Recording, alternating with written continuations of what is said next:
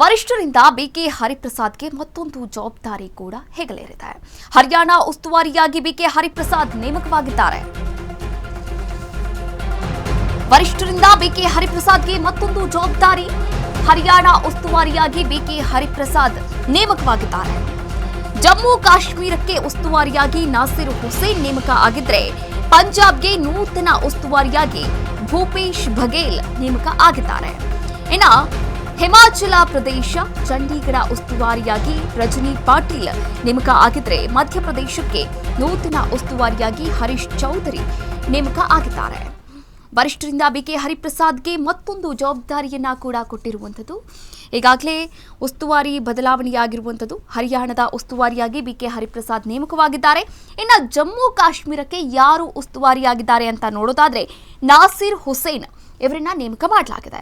ಇನ್ನು ಪಂಜಾಬ್ಗೂ ಕೂಡ ಭೂಪೇಶ್ ಬಘೇಲ್ ನೇಮಕ ಮಾಡಲಾಗಿದೆ. ಹಾಗೆ ಹಿಮಾಚಲ ಪ್ರದೇಶ, ಇನ್ನು ಚಂಡೀಗಢ ಉಸ್ತುವಾರಿಯಾಗಿ ರಜನಿ ಪಾಟೀಲ್ ಅವರು ನೇಮಕ ಆಗಿದ್ರೆ, ಮಧ್ಯಪ್ರದೇಶಕ್ಕೆ ಹರೀಶ್ ಚೌಧರಿ ನೇಮಕ ಆಗಿದ್ದಾರೆ.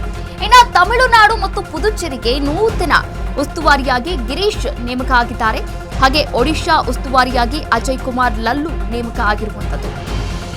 ಜಾರ್ಖಂಡ್ಗೆ ಕೆ ರಾಜು ನೇಮಕ ಆಗಿದ್ರೆ, ತೆಲಂಗಾಣಕ್ಕೆ ಮೀನಾಕ್ಷಿ ನಟರಾಜನ್ ನೇಮಕ ಆಗಿದ್ದಾರೆ. ಇನ್ನು ಮಣಿಪುರ, ತ್ರಿಪುರಾ, ಸಿಕ್ಕಿಂ, ನಾಗಾಲ್ಯಾಂಡ್ಗೆ ಸಪ್ತಗಿರಿ ಶಂಕರ್ ನೇಮಕ ಮಾಡಲಾಗಿದೆ. ಹಾಗೆ ಬಿಹಾರದ ನೂತನ ಉಸ್ತುವಾರಿಯಾಗಿ ಕೃಷ್ಣ ಅಲ್ಲವರು ನೇಮಕವನ್ನ ಮಾಡಲಾಗಿದೆ. ಹೈಕಮಾಂಡ್ ನಾಯಕರಿಂದ ಉಸ್ತುವಾರಿ ಸಚಿವರ ನೇಮಕ ಆಗಿರುವಂಥದ್ದು. ಹಾಗಾದ್ರೆ ಕರ್ನಾಟಕದಲ್ಲಿ ಬದಲಾಗ್ತಾರಾ ಕರ್ನಾಟಕದ ಉಸ್ತುವಾರಿ ಎನ್ನುವಂತಹ ಪ್ರಶ್ನೆ ಕೂಡ ಎದುರಾಗಿರುವಂಥದ್ದು. ಇನ್ನು ಸುರ್ಜೇವಾಲಾ ಅವರು ಕೂಡ ಬದಲಾವಣೆಯ ಮನವಿಯನ್ನ ಕೂಡ ಇಟ್ಟಿದ್ದಾರೆ ಹೈಕಮಾಂಡ್ ಮುಂದೆ. ಹಾಗಾದ್ರೆ ಬದಲಾವಣೆಯಾಗುತ್ತಾ? ಇದು ಕೂಡ ಕಟ್ಟಕಡೆಯದಾಗಿ ಕಾಡ್ತಾ ಇರುವಂತಹ ಪ್ರಶ್ನೆ.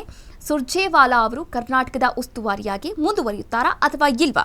ಈಗಾಗಲೇ ನೋಡೋದಾದ್ರೆ ಇನ್ನು ಹರಿಯಾಣ, ಜಮ್ಮು ಕಾಶ್ಮೀರ, ಪಂಜಾಬ್, ಹಿಮಾಚಲ ಪ್ರದೇಶ, ಚಂಡೀಗಢ, ಮಧ್ಯಪ್ರದೇಶ, ತಮಿಳುನಾಡು, ಪುದುಚೇರಿ, ಒಡಿಶಾ, ಜಾರ್ಖಂಡ್, ಮಣಿಪುರ, ತ್ರಿಪುರಾ, ಸಿಕ್ಕಿಂ, ನಾಗಾಲ್ಯಾಂಡ್, ಬಿಹಾರ್ ಇದೆಲ್ಲದಕ್ಕೂ ಕೂಡ ನೂತನ ಉಸ್ತುವಾರಿಯನ್ನು ನೇಮಕ ಮಾಡಲಾಗಿದೆ. ಕರ್ನಾಟಕಕ್ಕೆ ಸುರ್ಜೇವಾಲಾ ಅವರು ಉಸ್ತುವಾರಿಯಾಗಿ ಮುಂದುವರಿತಾರಾ ಅಥವಾ ಇಲ್ವಾ? ಈ ಪ್ರಶ್ನೆ ಕೂಡ ಇರುವಂಥದ್ದು.